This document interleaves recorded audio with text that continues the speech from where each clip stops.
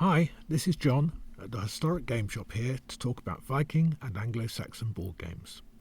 Now, there's good evidence for two games from the period covering the 8th to the 10th centuries played by the Vikings and the Anglo-Saxons, though there is some evidence that tables games, early forms of backgammon, were also known to the Anglo-Saxons in the 9th century. However, the most popular games were Tefl or Tefl, which you can see here and can be played on a range of different sized boards, and the other is what we now call Nine Men's Morris, a game with the Roman origins, with continuity to the present day. I will discuss the rules of Nine Men's Morris in the video on the board games played in the 11th to the 13th centuries, and concentrate on Tefl here. In this game, there is a king at the centre of the board surrounded by his defending army. They have been attacked by an army that now surrounds him, which is twice the size. He needs to escape by getting to one of the corner squares, while the attackers have to capture him in order to win. Now let's look at the rules of play. Movement is orthogonal, that is, along the rows and columns only, so there is no diagonal movement. All pieces move in the same way, that is, as far as they want to along the straight line, but they cannot jump over other pieces. Only the king can move over or occupy the central square or occupy the corner squares.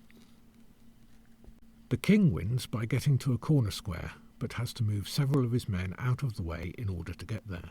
Remember, there is no diagonal movement. While he is doing this, his opponents are trying to capture him by surrounding him on 4 orthogonal sides. Once captured, he is lost.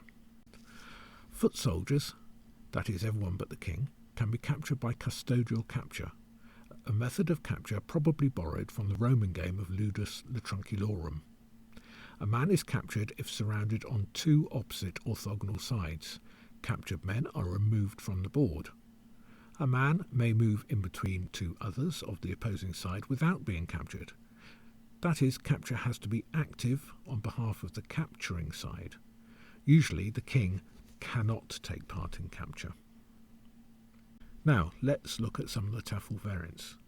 The board we've been playing with 9 squares on each side, has a history stretching from the 8th century through to the 17th century in Scandinavia, where it is known as tablet. It was discovered by Carl Linné in 1732, who wrote down the rules and the opening position. It was probably not played beyond the medieval period in Britain, but it is possibly the most widespread of all the Tefl variants. Other Tefl boards range from the 7x7 board, known chiefly from Ireland and Western Scotland, on which 2 opening positions are known. In fictional, it is important that the king can take part in capture, otherwise he is disadvantaged. The 11x11 board is known from a number of locations over the Viking world, including an early 12th century board from Trondheim in Norway. The board is also known from a 16th century manuscript by Robert ap Ivan, dated to 1587, now in the National Museum of Wales, where it has the name of Tawlberth. Although the rules are incomplete, this is one of the most important documents in understanding the Tefl games. The 13x13 board is known from a 10th century find in the Faroes, as well as within the Gokstad ship burial from the 9th century in Norway, and has a 9 Men's Morris board carved onto the other side. The opening position of the Tefl game on this board, however, is conjectural. The largest board is the Anglo-Saxon Elia Evangeli, with 19 squares on each side, known from an 11th century copy of a 10th century Irish Gospel book. The opening position is illustrated, but none of the rules. Using the rules known from Tablet and Tawlberth, it is the most strategic of all the Tefl games. Tefl is an asymmetrical game, meaning that the 2 players have different men on the board and different ways of winning, and also different strategies. Of all the historic asymmetrical games, the Tefl games are probably the most well-balanced and successful. The king's aim is to get to a corner, to escape, and so one strategy he might adopt is to sacrifice his men and get to a corner as quickly as possible, though capturing a few of his opponents does have an advantage later in the game if he is not successful in winning earlier.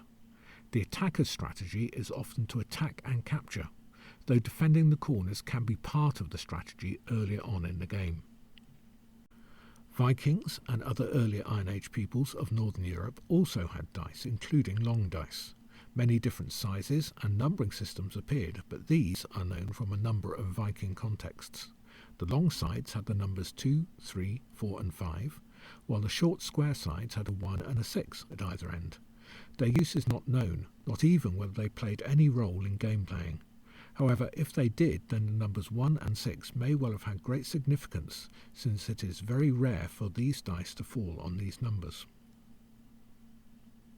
I hope that you have enjoyed this short video. All these Tefl variants, as well as Nine Men's Morris and many other games, dice and playing cards, can be found on our website.